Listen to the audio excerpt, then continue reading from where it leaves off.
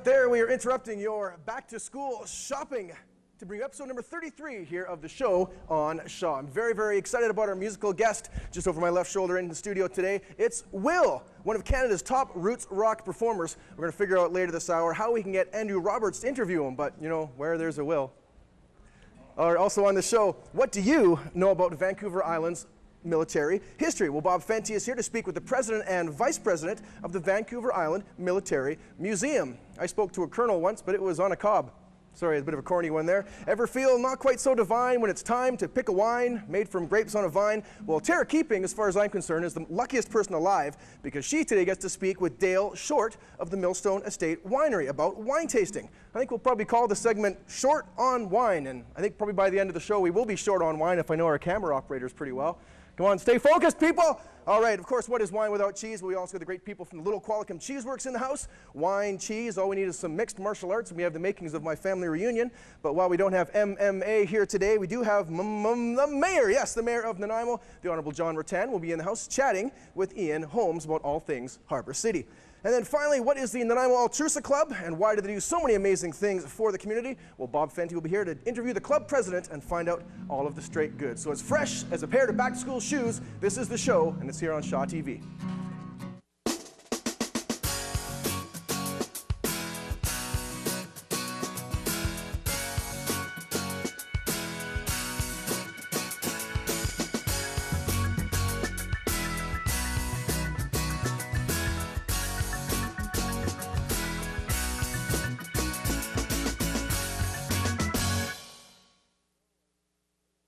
We have two really special guests with us today. Roger Bird, as Matt mentioned earlier, is the president of the Vancouver Island Military Museum, and Brian McFadden, who's the vice president. Welcome, Roger and Brian, to the show. Glad to have you here. Pleasure. And we have a new military museum coming. Roger, tell us where it is and when is the big opening going to happen?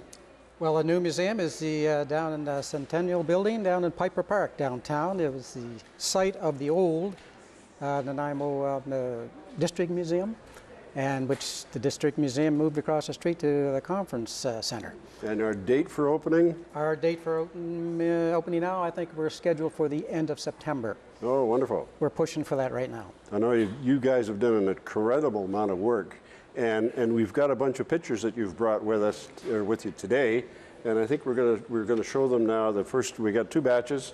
We're gonna fire that computer up and let those pictures roll. There. That, Bob, is the site of our Rutherford Mall, the old Rutherford Mall museum site. We were there in the early 80s, and we're there for 25 years. We moved out of there, it's December, last December 2011. And this is the artist's concept, that's Raymond DeBeale's concept of the new museum, how it's going to look. We're excited about that. You can see why. And lots of room to walk around, it looks like, as well. And again, another view of that. And of course, the plan aerial view of how that's going to work in a spiral rotation. Okay. And our favorite view is this one here, where you see the whole concept looking down from above. And now I think we've got, oh no, there's some more displays too. Yeah, that's coming in the center court, walking around almost on the way out. And there's the bare floor. That's what you were faced with when you walked in there, isn't it? Oh, that's right. We just took it all down. It was the bare floor, and then we put partitions up. Barry Forster was there to help us. And there we're painting the partitions. Again, painting there with some of our volunteers. And you see it's a lot of work. We had to get up there in the staging. And we had 11 or 12 volunteers to help us do that, and they just help us come down and do a lot of their work. You know, we can see from those few pictures, Roger, that the transformation that you're planning has gone on incredibly well. And perhaps, Brian, you can tell us, we've got another batch of pictures, and between the two of you, you can certainly jump in, both of you, but let's hear from Brian and see what the next batch of pictures we have. Well, one of the things we've tried to do is not only increase the displays that we had originally, but also some new displays and new exhibits. We're very excited about some of those. We have an exhibit this year, Women in the Armed Forces. We've not had that before. That's coming up. We got a picture of that. This is the War of 1812, which is now being publicized across the country. This is the entrance with lots of the NATO flags from the countries that are participating in NATO. We have our friend Winston Churchill. Everybody knows him, yeah. Absolutely. And some of the pictures of this is a Korean War display. That's fairly new. There's the one I just spoke about, which is the Women in the Armed Forces. We have a peacekeeping exhibit, which we're very excited about. This is an Afghanistan exhibit, a mission that we've just finished. We display a lot of medals in the museum, and so it's going to be very exciting. And now we're looking at the senior. We're going to be talking about the senior service too. There it is. The Navy, most important. We start with the Navy as the senior service, and it focuses on HMCS Nanaimo. You can tell I'm an ex-Navy guy. Absolutely. Well, that's. I knew it was one reason I liked you, Bob. Yeah. There's the RCMP. There's an old buffalo robe, or coat, we should say, original. We put it on a mannequin, and it looks good. They're dressed up next to the scarlet one we have. And there's the scarlet uniform there. Isn't that wonderful? Well, and there was another segment we were looking at a little bit earlier, talking about a peace display. Yes, we've always had a peacekeeping display in the museum, but this year we want to expand that because part of our mandate this year is to increase the school's history program. We've always had a school's history program, but now we're going to be partnering with the Nanaimo District Museum, and of course we will have more students come. It's very important that they understand Canada's military history. They know all about war and the significance of, and also the importance of Canada's contribution to peace in the world. Yeah. It's important. And is there any plans of where that will be located? Yes, we're going to have that in the centre court, and the reason for that is because it's probably an area where we'll be able to have most of the students gather when we do our tours of the museum. They will finish up in that section, and the peacekeeping exhibit will be a main feature of the central court. Well, it's an exciting time, I know, and September is not that far away. The end of, and you've been working diligently, I know, for a number of months now since you left Nanaimo Northtown Center and putting together this incredible presentation that you have downtown. Roger and Brian, thank you very much for coming and chatting. There's a ton of other things I know we would like to talk about, but at least Nanaimoites and visitors have had an opportunity to see what you've done and what you'll be able to see once you go down and spend some time at the museum. So make sure that everybody, you do that and go and have a quick look there. And now Tara has been playing in some grape juice again, the fermented kind. Tara, I think you're going to talk to us about some wine. Have a go. I sure am. Thank you, Bob. And as our Matt Carter says, I am the luckiest girl because I get to interview Dale Short of Millstone Estate Winery, the only operating winery here in Nanaimo. Hi, Dale. Thank you for being here. Good. Well, we're always going to be good with wine here in the studio, I tell ya. So tell us, we've got some grapes here. Now, on the island, we have certain types of grapes that we can grow. So we're going to talk about the grapes first, and then we'll get to the wine later. So tell us, what kind of grapes do we have here? Okay, the ones we're growing here are Pinot Gris, which is a white grape. It's a dry white wine. And then we grow the Pinot Noir. And the Pinot Gris is this one right here? No, nope. Pinot Gris is this one. Oh, okay. Now, so wine grapes are smaller than table grapes. So, but these haven't matured yet, and this is the stage they're at right now.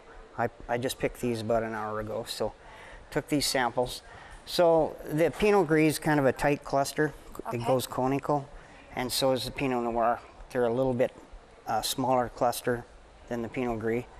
And then there's the Merlot, which is all over the place. I love Merlot, okay. And the last one that I brought is the Ortega, which is a sweeter wine that's quite well known on the island. It's across here, and grows well here too. So those are the 4 varieties we're selling right now. And you know, the interesting thing is, as I said, as we're preparing for this interview, I'm like, how can you tell the difference? Because with my naked eye, I look at that and they all look very similar. But there is a difference. Like, you could tell each one, because, folks, they're a different grape. They're not the same. I guess you get to know them, of course, but, you know, at first we didn't know. But it's a lot to do with the way they cluster. Okay. And the Pinot Gris and Pinot Noirs, they go tightly clustered and conical. So, and the other ones are sort of all over the place. And you can tell by the size and how much grape there is on the vine, because The Merlot is very productive. You can get 8 or 10 pounds, so Oh, there's a wow. lot of it on the vine. It's actually the same as the Ortega, but not as much.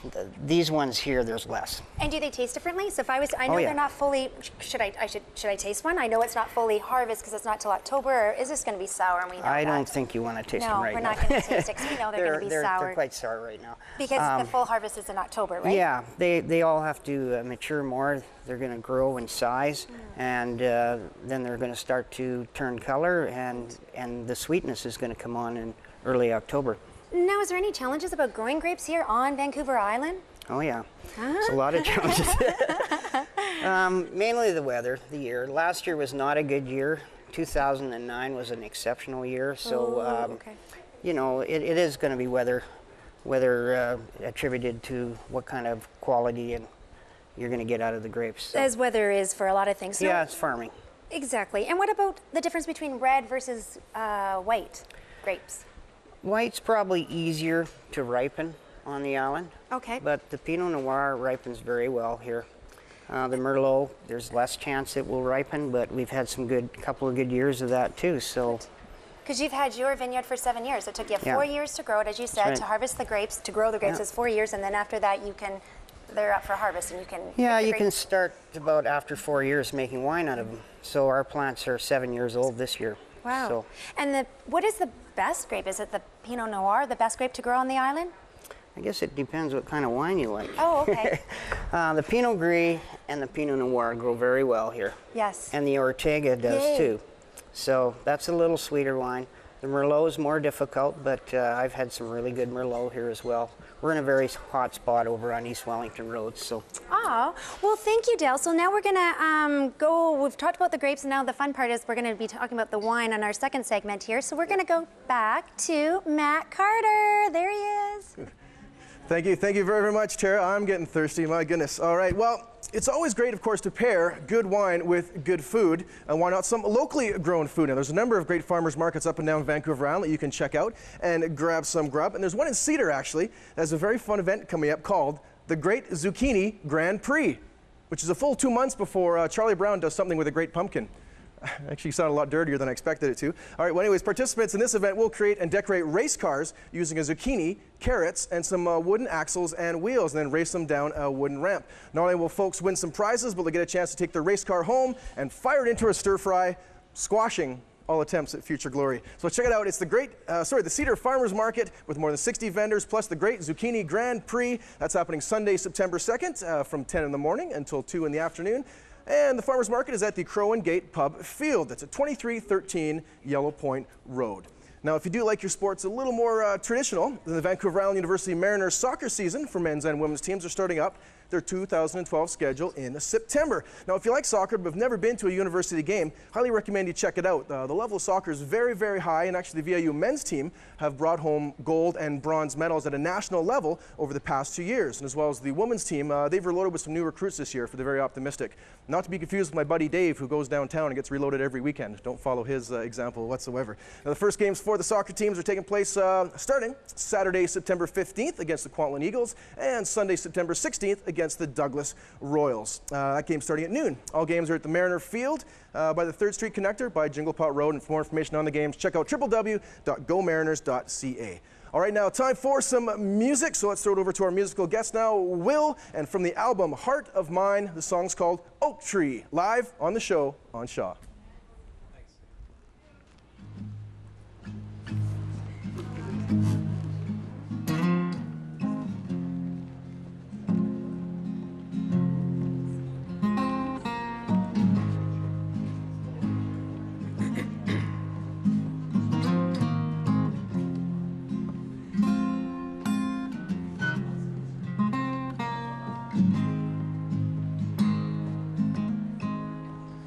Looked at me slowly, then turned away fast. I saw you so lovely, with something to ask. You know I can dance, dance. This give me your hand, and dance. Just give me your hand.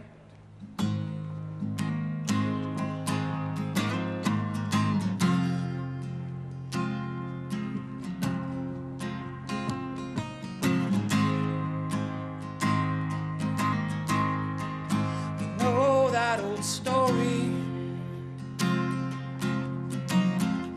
of a guy meets a gal, and into that oak tree a hard card to tell,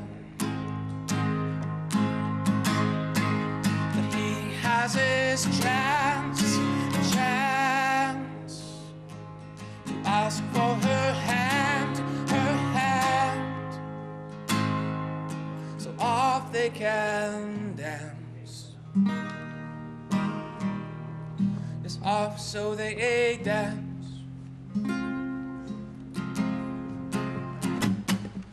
Two lives worth of loving, now know our bodies are gone.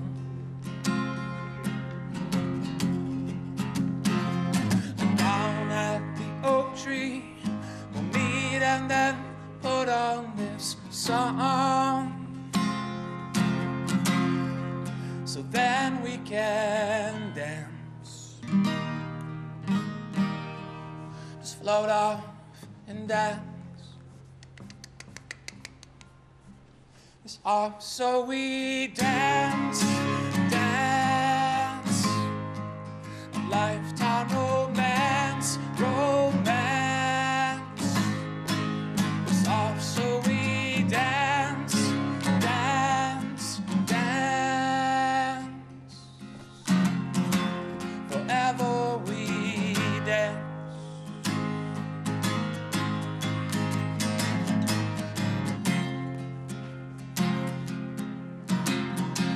Forever we dance, dance, dance, dance.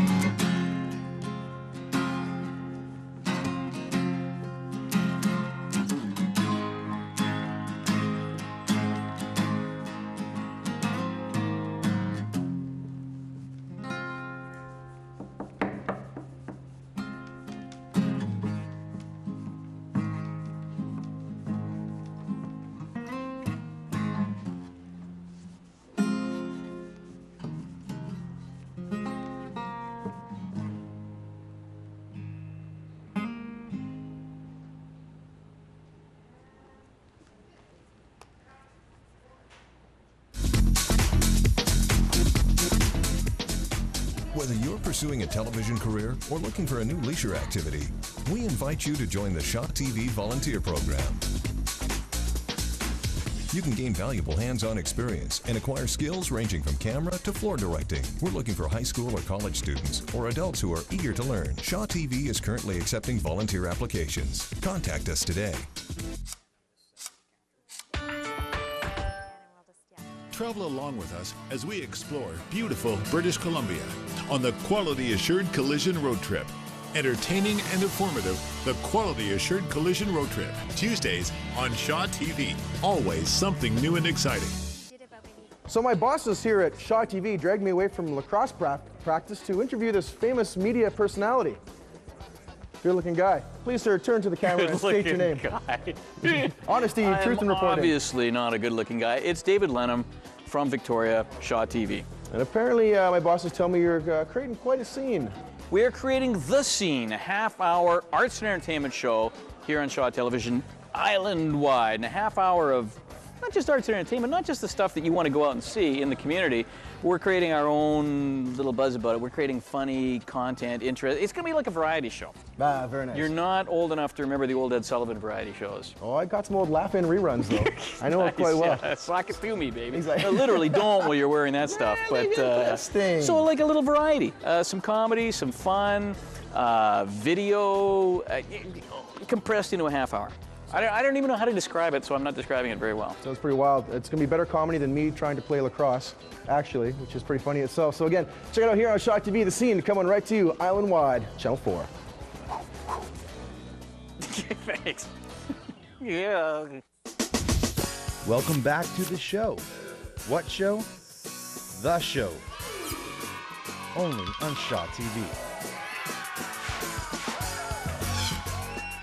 All right, definitely I'm really digging the craziness there on The Scene. Be sure to check that out. One of those shows you just never know what's going to show up next. And The Scene is actually one of a number of half-hour shows that are either on air now or about to be on air soon here on Shaw TV. One such new one is called The Proposal, which documents the journey that couples take to pop the big question: do you want bacon, ham, or sausage? Ha! All right, just kidding. No, it's we're talking wedding proposals, especially the ones that are original, stylish, creative. How did they get there? What was involved? And of course, did she actually say yes? Another show coming up is called Make It Happen, which is sort of a bucket list type show where participants are asked, what have you always wanted to do, or what challenge have you always wanted to overcome? So watch how our athletes, artists, and professionals fight for success and hopefully realize their dreams. There is a rumor, actually, that the Toronto Maple Leafs applied to be on the show and were rejected. So you can make out of that what you will. So keep your eyes open for The Scene, The Proposal, Make It Happen, and more coming to your television set and your computer screens very, very soon. For more information, check out our website, shaw.ca/ShawTV. All right, now for our next segment, I'd like to throw it over to Ian Holmes, the mayor of Golden Voice City. This guy's a real pro, for a chat with another pro, John Ruttan, the mayor of Nanaimo. Ian, over to you. Hey, thank you very much, Matt. Spending at City Hall, are you getting value for your tax dollar? That's the discussion of today with John Ruttan, Mayor of Nanaimo here. We're going to be talking a little bit about a new communications manager on staff at City Hall, earning a cool $100,000 a year, and also talk a little bit about calls from the past for a core services review of city spending on the various departments at City Hall. So, John Ruttan, thanks so much for joining me here today. Thank you. First up, the communications manager, Philip Cooper, comes to town from Alberta, $100,000 a year. Is it worth it? Well, it's just under $100,000 a year, but you're very close to the mark. And yes, I think it is worth it. Council deliberated at length on this and came back with a decision that we needed to get more timely information out, and that's what our intent is. And you know, it's all well and good to go ahead with a lot of very expensive projects, multi-million-dollar contracts and so on. But I think a lot of times the taxpayers want to know in advance and want as much information as they can get on why is that money being spent, how is it being spent, and what are we going to get for it. And we think that by having a professional put that information out in advance, it's going to save a lot of problems all the way along and a lot of miscommunications as we progress. Okay, what kind of examples do you have of miscommunications maybe in the past? Is there a disconnect between information at City Hall and getting that out to the public, perhaps through the media? Just to elaborate a little bit on that, John. Well, you know, there's a lot of big projects that we're undertaking. Obviously, the water treatment plant is a big one. It's around $70 million. And we are continually getting some questions about that. When is it going to be operated? How is the money going to be spent? Is it coming out of tax dollars? Is it coming out of the water rates fund? And I think if we had a professional person that was charged with that responsibility of getting that information out, it would mitigate a lot of the questions we're getting. Now, I went to a strategic planning workshop earlier this year. You attended. This was at downtown the Coast Bastion, and a gentleman, I had a conversation with him. He was talking about this new communications manager coming in and fears about spin doctoring, making the city look good, if you will. What do you say to that? That's certainly something where people bash the city somewhat with this communications manager coming in, the spin doctoring aspect of things. Well, the reality is very simple to me. I'm always available as the mayor, and all of our council members, without exception, are available at any time, by email, by phone, or in person. And this individual, this communication manager, is not going to supplement that. Really, he may assist in a lot of ways, but he will not be in a position to take over that responsibility. We're elected by the people, we're going to be accountable to them, and we're going to be available to them. And to say that we're going to hide behind this individual or there'll be a spin put on it and so on, ultimately the elected officials, myself included, are going to be responsible for the statements made and the practice of council, and that's what we'll do. What we see him doing largely is better explaining to the public in advance exactly what we're trying to achieve. Now, the cost, you mentioned just under $100,000 a year. That's pretty steep to bring in a communications manager, at least from the outside looking in. How do you justify an expenditure like that? That's a lot of money. That's certainly one of your higher paid employees from a management perspective. Yeah, it is. It's considered a senior position within the city, and he was getting a similar wage in northern Alberta, where he came from, Fort McMurray. And, you know, it's the old adage, you get what you pay for. And if you really wanted a person, if people take the time to go online and check him out through the city website, he's got an extensive academic background, an extensive work experience. And we feel he's the right person for the job. And we see that in him there may be more capability than simply being the communications manager. Yeah, talk a little bit about that. What more do you think Philip Cooper could do instead of spewing out news releases? Sure. I mean, what we don't know is what his limitations are and what his abilities are until he actually starts. But he has, as I say, a very, very extensive background. At some point, he may look at advancement within the city, and there may be opportunities to get into more senior positions. I'm not saying at this point. He hasn't started yet. He's not going to start until, I think it's the 10th of September. But based on the background we've done and the contacts and references we've checked, he is supposed to be an exemplary person, and we're really anxious to have him start. I think he's going to do the job for the city we expect. Now, from a spin doctoring standpoint, let's get back to that one more time, John. Sure. I mean, if inquiries come in from the media or the public, is there an expectation that Mr. Cooper isn't to show the city on a negative light if some contentious issues come up? Is there pressure, if you will, on him to be as positive as possible? That's typically what you see in these PR positions.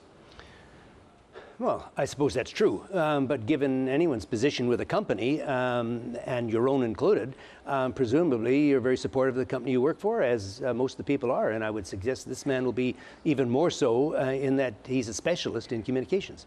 I do expect that he will be very positive on Nanaimo. He has family on the island. And Nanaimo's a great city. I mean, to me, it's a pretty nice job trying to promote something you truly believe in. The spin doctoring part, to me, is a non-starter. There isn't anyone on council, there isn't, or the mayor, that isn't available and approachable at any time. And if someone does feel they're getting spun on this deal, and the explanation that he's provided is unacceptable for any reason, phone up the mayor, or phone up any member of council. We're all there in the phone book. Phone us up and say, or phone City Hall directly and say, I want to speak to such and such, Councillor Kipp, Councillor Beswick, all of them, Councillor Patrick, Councillor Johnstone, and Councillor Anderson, and so on. And say, I'd like to get an opinion from you. This man stated this. Is that something you agree with? They'll have an opinion. We're not hiding behind anyone.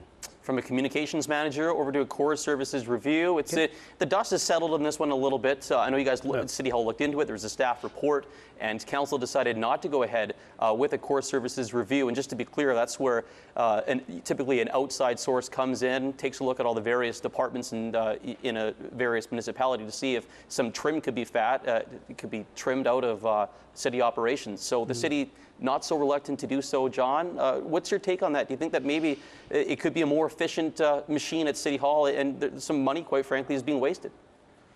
Well, that's one person's take. The reality, I think, might be something different. You know, you mentioned a city in British Columbia earlier this evening that, in a private conversation we had, that had a core review, and there was a very, very large list of serious issues that had to be dealt with. There's no doubt that if I sat on the council of that particular community, I would probably vote for core review too. Remember, we've just gone through a strategic plan. This was not inexpensive, well in excess of $100,000. We engaged the public, asked them what they saw as needs, what they wanted us to try to achieve, what goals they wanted, what vision they had for the future. And only a handful of people said the core review was important to them. Instead, they identified the waterfront as the waterfront walkway is one of the prime things. There's a science project that we're looking at for Bowen Park that's pretty exciting. There's a lot of things that are happening, but very few people, a couple of guys on council maybe, but very few people in the public had concerns about the core review. It's been before council on, I believe, at least 3 occasions, and on at least 3 occasions the majority of council said we're not prepared to invest that kind of money. Remember that if you get into a core review, the very minimum cost you're going to look at for a true core review will be about $150,000 up to around $250,000. Now, when we went through the strategic plan just recently, it was only finished, and the plan incidentally covers 2012 to 2015. We identified all the issues of concern and put them out on the table and said, what are you worried about? What would you like to see change? What are we doing wrong? And a number of things were identified. Core review was not one of them. One of the other things, too, is that we had some concern. A couple of members of council wanted to know about contracting out. Was that being done? And council, I guess, with majority council said, okay, let's do a review on contracting out. We hired MMK, a very respected company, to do that. They looked at the amount of contracting out the city does. They looked at the amount of projects that are done in-house. And they came back and said, in balance, we as the city are doing a very good job. There are some things that were contract out that we're bringing back in. An example is parking. I think a lot of the people are aware we're going to do parking enforcement inside with our own QP staff within the city. This was done privately before. And there are other times we are contracting out. But we were not, the majority council was not concerned with this, but we acquiesced to those that wanted it. It was done. We were told what we're doing is about right. And what did it cost us? $70,000. So I guess the concern I have is how much money does the taxpayer really want to spend on surveys, reviews, and all these different programs? They all cost a huge amount of money. We did a strategic priority, probably $150,000 or more. $70,000 for this review on planning. And if we go through a core review and add another $200,000, it's going to be a pretty expensive proposition. All right, I wish I had an hour to go at it with you here, Mayor Ruttan, but thanks a lot for coming on. I really appreciate your time as we talk about some fiscal issues at City Hall. Now over to Matt Carter for what's going on for the rest of the show. All right, thank you very much, Ian, and thank you again, Mayor Ruttan, for coming down to the show. As you mentioned, we're halfway through, so we still got some more info on wine, cheese, the Altrusa Club, and more music, and an interview with our musical guest, Will, coming up later on. But just want to give you a quick shout out to a cool music festival happening up in the Comox Valley in early September. It's the second annual Rhythm on the Rock Festival happening at the Comox Valley Exhibition Grounds in Courtenay on September 8th and 9th. This features quite a huge lineup of bands and DJs, primarily made up of younger acts from Vancouver Island, including quite a few from the Comox Valley. Some of the artists on the bill include Maurice, Shane Phillip, the Banana Fish Dance Orchestra, Emily Spiller, and many, many more, including a secret headliner as of press time, so make sure to check that out. Of course, there's going to be an artisans market, kids zone, workshops, some great food, and good times. So again, for more information on the second annual Rhythm on the Rock Festival, check out their website. It also has ticket outlets there, rhythmontherock.ca. Whoa, looks like apparently I've been attacked by some grapes of wrath. So, and ideally, isn't Steinbeck the best name for anyone that drinks? Anyways, so from Rhythm on Rocks to Drinks in Glass, woo! Let's head it back over to Tara Keeping and the wine. Thanks, Matt. You are so funny. So great to have you back. Oh, there we are. I thought it was camera 2, but it's camera 4, and I haven't even tasted the wines yet. So now the fun part. We are going to be tasting the wines. Yay. So we're going to start with, what are we going to start with, Dale? Well, let's start with the Pinot Gris. It's a dry white that we have, and this wine is really good this time of year because it's so hot out. It's a chilled wine. It's dry. It's fruity, and goes nice with meals too, fish. It does. I'm gonna lie, and I tried it, but I'm gonna taste it again on camera so they can see it. Yeah. Because it's a demo, right? Very nice. Yeah. But you know what I want you to tell us is that how long does it take for you to harvest this? Like what is the whole process about making the Pinot Gris from the grape right up to in the bottle here? Well, the Pinot Gris is a white-skinned grape, so actually it's pinky gray. Oh. The name Gris in French.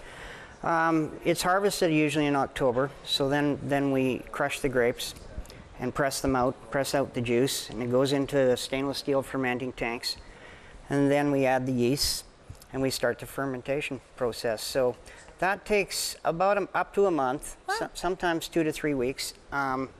So then that wine is not ready really to bottle till March or April. Okay, so you pick your grape, let's get this straight. You pick your grapes in October, and then you ferment it, and then you bottle it in February. Yeah, okay. That's right. So that one can be at the market in March or April. Where the reds, it takes longer. I'll let you try the Pinot Noir here. Okay. So this is another grape that grows really well on the island. This is actually probably the best grape to grow on the island, or the most, yes, the yeah, easiest one? It's the grape of Burgundy, actually grows in Burgundy, France. So we have a similar climate here. But we can't call it Burgundy because the Burgundy region is in France. Right? But the Pinot Noir that's the name of the actual grape. So, and that's the name of it in France as well. So this is a dry red wine. That's nice. You'll notice some sort of wild cherry taste to it. It's actually very popular. It's the kind of wine you love or hate. That's the Pinot Noir, you know, the movie Sideways. Actually, same. To really taste this, aren't you? You're not actually supposed to like swallow, are you? You're just supposed to smell and then swirl and then spit, aren't you? Is that the proper way of doing it? I don't spit it out. No, I think that's wasteful, isn't it? No spitting here. Okay, no, good. And I just want to say to the folks at home, because this is the only operating winery here in Nanaimo, that you have wine tastings. Yeah. I've been to a wine tasting at your vineyard there, your estate. Wonderful, like a great place, you know, time to spend some time in the afternoon. You got like a little place outside to sip the wine. We're open every day from 12 to 5, actually 6 in the summer here. So we have wine tasting every day. It's free. We're 10 minutes from downtown, just off of Bowen Road at the Chevron. You turn there. So we have a patio there and a licensed picnic area, so you can buy a bottle of wine there, enjoy it, or you can buy a glass of wine there. Oh, great. So I'm going to let you try the Meritage now. Meritage is a blend, a Bordeaux blend. Of course, we can't call it Bordeaux. Because we don't have the Bordeaux region here. But this particular one is 3 grapes that are blended to give you the Bordeaux style wine. And in this particular one, I like this one better. Yeah. Oops, is that bad to say? Well, a lot of people really like the Pinot Noir, but if they don't like the Pinot Noir, they will like this one. So it seems to be 50-50. Great. You know what? We're running out of time, so we just have to go and talk about this little guy. Or is there anything else we need to talk about this? No, but we need to try the wild blackberry. This is your newest one, isn't it? No, it's not the newest. Okay. This one I actually made in 2008, and it's been on a French oak barrel. It's a port-style wine. Okay. It's a sweet wine. It's made out of wild blackberries on the island. And if you don't like any of the dry wines, you'll certainly like this one. Really taste the blackberries. Yeah. And you pick your own blackberries? Your blackberries on your... I actually don't do the picking. But oh, okay. But you have them on your estate, right? Yes, we do. Okay. Yes, we do. They're all along the Millstone River. Good. Anything else? Good? No. We can, oh my gosh, I know, we can sit here all day and do this, but you know what? We got good music here, good wine. Doesn't get any better than this. We have Andrew, who's going to be interviewing Will. Back to you there, Andrew. Hey, Tara, thanks so much. You better save some of that wine for us because we're going to need it after this interview. I am here with, I'm very honored to have Will with me. Thanks for coming to the show. Oh, thank you. Awesome. And so you've been around. You've been around all over the place touring, lots of shows. You've been touring, you've got a new album coming out. Yeah. You're working on that. Tell me a little bit about that. Basically, after we wrapped up the last tour, or the run of shows in Alberta, came home to hunker down and just get the pre-production done of a new record, and have a lot of it written, but it's a matter of writing it over and over again and really sitting with it and letting it all sink in, and then hopefully kind of grab it. Like the last album we did, we recorded it in 13 days. So I'm not trying to break any records, but I'd like to try to do it in 12 days. Well, let's see if we can break that record. But, and you've toured with so many great acts like Feist, Matthew Good, Huxley Workman, Jan Arden just recently. Like, what's some of your memories from those? Like, you know what it comes down to? Like, having been privileged enough to be able to continuously do this over the years, like well over 15 years. And I've sort of figured out that with all the touring and all the shows, it really, really boils down to the individuals, the camps, so to speak, the people you deal with, the people you end up on tour with. Heroes or not, even if you're a fan of their music or not, you spend so much time in their environment. And for instance, the last tour with Jan Arden was back east. We played like Massey Hall and some remarkable venues. But the most important thing was her crew was unbelievable, and they embraced us, took us in, they looked after us. She was incredible. You feel like you're part of a family, and you respect it, and it makes everything unbelievably pleasurable. Essentially, it's just really comes down to the people you're with. And then above and beyond that, if you have a good show and you're playing to thousands of people every night, that doesn't hurt. So right on. And you've got a show coming up in Nanaimo It's going to be Tuesday, August 28th at the Dingy Dock Pub. Now, you haven't been to the Dingy Dock Pub. No, have I you? have not, no. Well, it's an amazing experience. It's a great atmosphere. And Will, I've seen Will many times play, and he just puts on a great performance, so you definitely want to come out for that show. The song you're going to be doing coming up is called Rome. Yes. And it was used in a video promoting Alberta called Travel Alberta. Yeah, yeah. How did that go? How did you get that gig?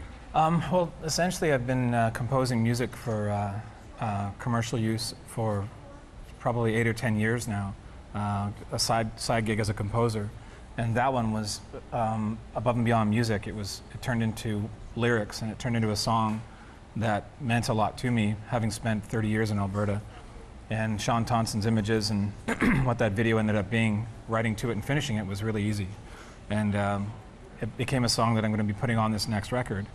So I got to write a song for an album. I wasn't necessarily writing something that had to work against the film. It was something that I believed in, and it was easy to do. And so, yeah, it pretty wicked experience, especially with the amount of exposure that has come from that. They've had us play all over North America, and from Ottawa down to Anaheim and San Francisco, and do a lot of shows for them, promoting Travel Alberta, but playing these songs that we'd written. So it's been pretty cool ride. Oh, right on, right on. And you can find more on Will at ibreakstrings.com. Check it out, and yeah, take it away with your song, though. Thanks, man. Thanks for being here.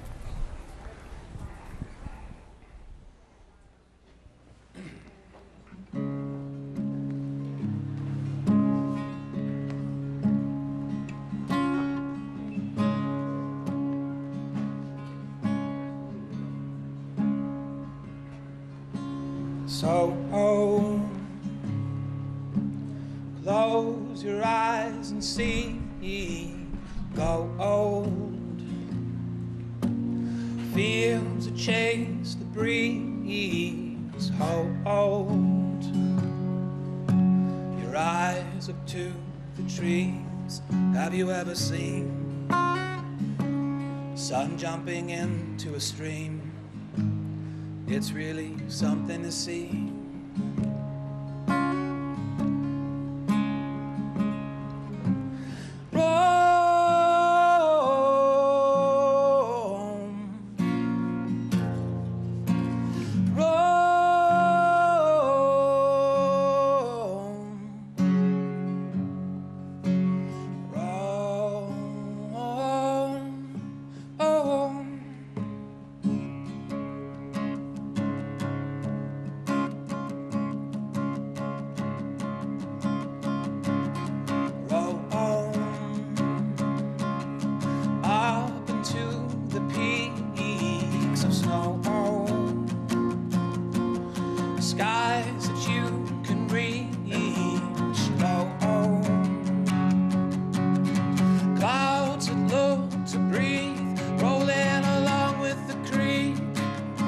It's really something to see.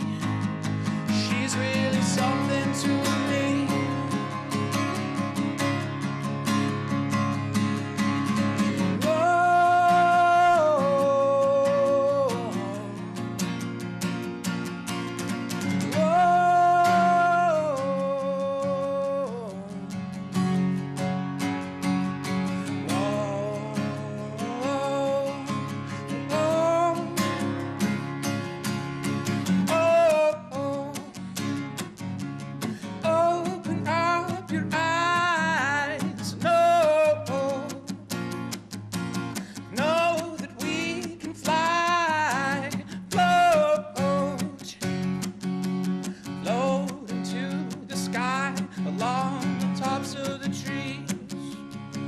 Shadows dance on the sea.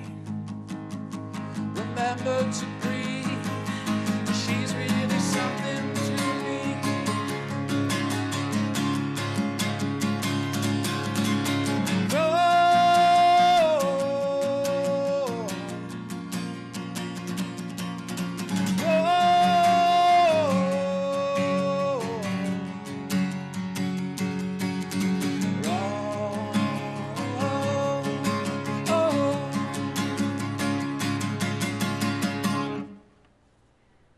That was Will with Rome, and glad to have you here, Will, and it was a great song. And now let's have a chat with another service club other than Rotary, which I'm usually talking about. And today I have as my guest Vicki Calder, who is the president of the Nanaimo Altrusa Club. Welcome, Vicki, and glad to have you on the show. Thank you, Bob. And tell us a little bit, who are the members of this Altrusa Club of yours? Well, the Nanaimo Altrusa Club membership is made up of businesswomen in Nanaimo and Nanoose Bay, and some even come from Ladysmith. No guys in there, I'm hearing. No guys. Guys are allowed. Oh, okay. We haven't got anybody that's brave enough to join yet. And how many, there's a club here in Nanaimo, and where else do we go? We have 2 clubs in Canada. Whoa. And 1 in Nanaimo and 1 in Campbell River. And that's it for That's Canada? it. Yes. Unbelievable. And it's international, it's worldwide, 10,000, over 10,000 members. Worldwide. Worldwide. That is really exciting. And how did it happen that just Nanaimo and Campbell River are the only 2 in Canada? I don't know, long ago we did have Albertans and people in Ontario, but... So like Rotary, you do fundraising as well. And actually we have a really good example of some of your fundraising here with that Afghan. We've got a shot, there it is. There's a shot of that on the screen right now. Yeah. And that was originally designed, was it, by your club? It was, yes. When the Port Theatre was looking for people to donate, when they were building the Port Theatre, Altrusa got together, decided this was their way to be able to contribute to the Port Theatre. And it's got all the old fire hall, all the major places in Nanaimo. They are available, can I say this? Available through us. Yeah, actually I was talking with Brian McFadden earlier, Oh, yeah? Military Museum, and I think they should have one there as well too. I'm going to twist his arm and make sure they do. There is one at the port, there's one at the service center as well. The number of dollars that your club has raised is unbelievable. And you're saying, how many members was it again you said you had? Well, in Nanaimo, 28 to 30. 28 to 30 members. Very. And you've done an incredible amount of work. Yes. The big playground at Bevan Park was yours. That's right, yes. How long has that been there? Oh, for 73. Really, that long? Yeah. There's another one that came to mind, and I mentioned it earlier with you about pillowcases for girls in Africa. Tell us that. Yes, that was a project we just started a couple of years ago. And what we do is we have pillowcases donated to us, or we pick them up, or our members have pillowcases. We have a sewing bee, and we make dresses for children in Africa. They don't have clothing, and this is our way of being able to provide them with clothing. With a pillowcase. With a pillowcase. We Unbelievable. put a little strap, and yeah, it's amazing. And they look as cute as a button. I'm sure they would be. Yeah. And only for the girls. What about, you don't do anything for the guys? We do, actually. Because you're a girls' club, that's why. Well, no. Come on. We're looking after the boys, okay. too. So that's our next project. We'll be doing the girls as well, and then the boys will have like little shorts made out of pillowcases as well. Yeah. Wonderful idea. So we'll see. You know, it's just getting off the ground. So of all of the, I was looking at the list of numbers, incredible amount of dollars that your few members have raised here in Nanaimo. Yes, yes. Our fundraising is through bingo. We are one of the chosen organizations that get bingo money. Then we have a tea and fashion show in the spring, and we have garage sales, and we do, at Christmas time, we have a craft fair that we join the Bevan Park Craft Fair. All kinds of things that you're involved in. Absolutely. And just to have a lot of fun raising an incredible amount of money. Vicki, I'm really sorry, we're out of time. We really are out of time, and it's been a real pleasure having you on the show and chatting with you, and wish you all the best in your future endeavors. Thank you, And Bob. I think we're going to go over to Anne. Actually, it's Anna's first kick at the can on hosting, and she's got something really cheesy to talk about. Anna? Thank you, Bob. And cheesy it is. Look at this beautiful cheese spread, thanks to Nancy Gourlay from Little Qualicum Cheeseworks. It's awesome. Welcome. Thank you. And you have brought so many wonderful cheeses. Not only do you make cheeses, but the farm provides animals and all kinds of, well, wine as well, but all kinds of great things. Do you want to tell us a little bit about your farm? Our farm Your is farm. An open farm, so we invite people to come and see what farming is like. Even in 2012, we're open every day, 9 to 5, And people are welcome to come, and we've got animals to explore. There's no charge. People can come for free to the farm. Great. So we've got signs up everywhere, self-guided tour brochures, and people are welcome to poke their heads into almost all of the buildings, and they can watch the cheese making through the steamed up window, which is usually kind of boring. So we got the sign up that says, 8 hours of excitement packed into half an hour. So that's about all the excitement that goes on in there. But people do enjoy, especially coming in the afternoon and watching the milking of the cows. You mentioned that, yes. That would be fun, too. So that's a real, get in the barn there, smell everything, feel the cows, smell the milk. And, are they allowed to actually do if that? If there's enough room in there, and depending on who's milking, but they're invited to come down and put their hands on a cow's udder. Now, you also have a llama there. Carl? Carl, yeah. Carl the llama. Awesome. Carl's a pack llama in training. Is he? Excellent. And we have sheep and pigs, and a lot of our products are sheep are processed, and the pigs, of course, are processed into delicious pork products, and they're available at our farm gate store. Right. And we try and feature a lot of other local island-produced products as well there. But the main draw is the cheese. And tell us about our beautiful artisan cheese that you have here. What is artisan cheese? Artisan cheese, wonderful question. Well, really, it's cheese that's made by hand by traditional methods. So we don't import any foreign milk dried products and beef them up and try and put milk back together from foreign products. This is milk produced by our cows on our farm, and it's produced daily. So basically all of these cheeses have been produced from the evening milk, so that milking that happens in the late afternoon that you can come and watch. That milk is stored cold overnight. Right. And the next morning, at about 5:30 in the morning, it's pumped over to the dairy plant. I'm one of the 4 cheesemakers that we have there, so we call ourselves the cheese elves, and I call myself the dairy queen, but I can get away with that. And you should be. Anyway, I endeavored. That cheese making starts every day. We do 2 basic kinds of cheese. We do pasteurized cheeses, which is when the milk is heated, just not boiling, it's only 145 Fahrenheit, 63 Celsius, so it doesn't change the flavor of the milk. It really preserves the sweetness of the milk, the natural sweetness of the milk, the natural vitamins in the milk. And that process, pasteurization, is used for our fresh cheeses, like the ones that go out within a few hours or within a few weeks of being processed. And we can also, because of what we do, because our milk is so fresh, we can also produce some raw milk cheeses. And that adds a whole other complexity, and we're going to get there in a second. Okay. I take you through the cheese tasting adventure here. See what you brought for us. So yeah, we'll start with our fresh cheeses. Are you ready to taste? You bet. Okay. Okay, well, the freshest cheese we make, and it's made every Thursday, are our fresh cheese curds. And now these were last week's curds because we haven't made this week's curds yet. So I'm just going to take them home and put them on pizza. But normally you would come to the farm on Thursday afternoon or to the farmers markets on weekends. We're at Qualicum Beach Farmers Market and on the mainland as well, Victoria area. And you can pick these curds up at the farmers markets, and they're the key ingredient in poutine, of course. And you put them on pizza too? Oh, yeah. I know Well, after they stop poutine. squeaking, right? Like after a few days, they begin to ripen, and then the squeak diminishes, and you wouldn't eat them if they don't squeak. What's the point? So we then encourage people to put them in lasagna or but main thing is they go in French fries. They're supposed to squeaky. Eat them for the squeak. That's why. It's just salty protein otherwise. But they're fun. They're lots and lots of fun.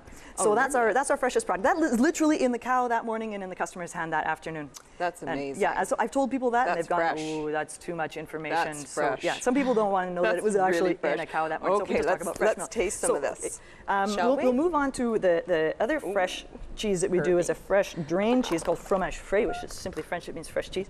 And this is like a traditional cottage cheese. It's drained. Right. And I'm going to give you this one. And this has herbs in it? This has herbs in it. Now, we do it in a natural and a sweetened one as well. You go ahead and taste that. You bet I will.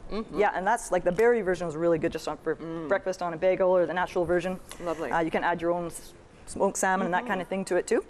That's delicious. So now this is the one that's pretty exciting, okay? This is in the category of the moldy cheeses. Okay. So this is our brie. This actually won top prize in last year's Canadian Cheese Grand Prix. Now, you know what we need here is one of those glasses of wine. Well, yeah. Well, we're going to tasting and drinking. That's why we left the grapes here, so we got to give the obvious suggestion of pairing. So this is really nice with a excellent fruit wine. Yeah, just try a little bit. Now, this is pasteurized. And we had a customer when we first began producing this, took it home and phoned me back and said, "I can't believe I opened this cheese and it's covered in white mold." So yes, it is covered in white mold. It's an edible mold. That's what gives the cheese its characteristic That's all flavor. part of the cheese, isn't it? Does it taste a little mushroomy to you? You get kind of, I don't know, a little bit mushroom in it? Okay, some of the mold wouldn't give kind of a suggestion of mushrooms. No, that is delicious. Now, where can we get this cheese? And you also have a website. You do, yeah. cheeseworks.ca. Okay. Give you information on where to get it. There's a list of our outlets there. Yep. And like you mentioned, you're at some of the farmers markets in town as well? In Vancouver, pardon me. And primarily farmers markets in Vancouver and Victoria area and Qualicum Beach. And at our local retailers, Thrifty Foods and Quality Foods. All right. Thank you so much, Nancy. I really appreciate your coming by and showing us all this wonderful cheese. You guys will have to go and check out the farm. Anyhow, on to Matt. Where you go, Matt? All right, thank you very, very much. And I got to say, for your first time on Shaw TV, you did a very good job. So sit back, breathe deeply, don't feel blue. And I actually got a text from my friend down in California, Monterey Jack, who said you did a very, very good job. But he also said we should have Artie Schwarzenegger on the show as well, so take that with a grain of salt. So looking forward to next time when we can say it's not your first time on TV anymore. So good for you to dare you to be different. And before I hear any more Kurds words, I'm going to fed a grip on things and bring this edition of the show on Shaw to a close. Thanks to, of course, all of our guests and all of our hardworking volunteers in front of the camera or behind. You can check out Shaw TV on Facebook, Twitter. Check out episodes of the show on YouTube. But before we go, it is time for one more song, again, from our real Canadian talent behind me. This is Will with the song, If You Want Me To. Cheers, and thanks so much for watching.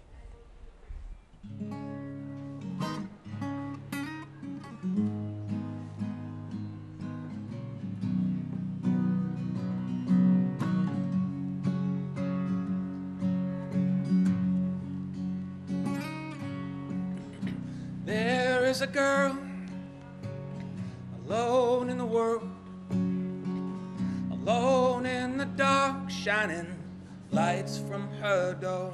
The light sees a man with a large heart that can fill with enough light the rooms that she can't, the rooms that she can't.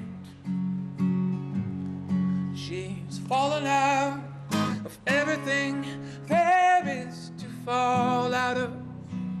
She's running out of light, love, and time. And if you want me to, if you want me to, I could be there for you. If you want me to, I would burn there for you. If you want me to.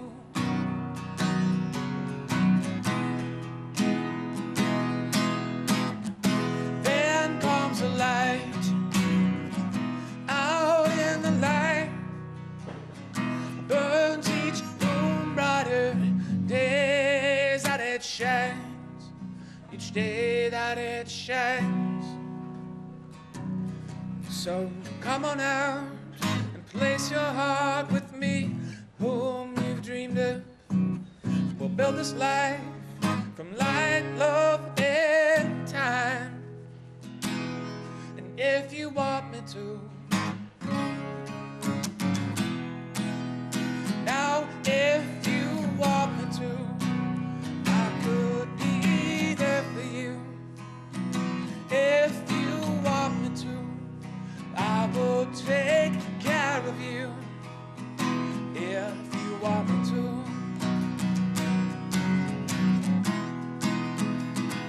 Well, you bought the fact you'd be pitched in black your whole life. You sleep alone, hands are getting cold and blue. Well, let me show I can brightly glow like starlight.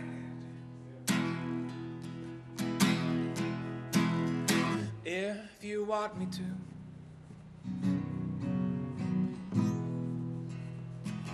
If you want me to.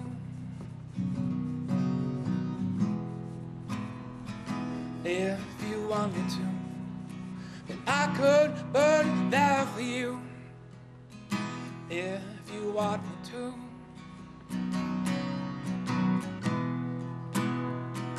If you want me to.